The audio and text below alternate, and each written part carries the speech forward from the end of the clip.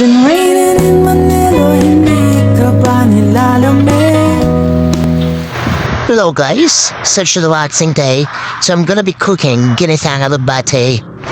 Do add half of the leaves, then voila, the recipes are ready. So the kaha is now in it, put the mantika. Next, saute the ahos, and then the onions. It's already golden brown, so let's put the pulli now, then mix. And then the alugbati leaves.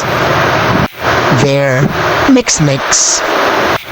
After that, you put soy sauce, and then Maggi magic syrup, and of course oyster sauce.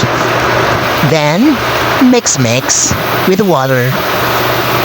There you go. Smell flamme.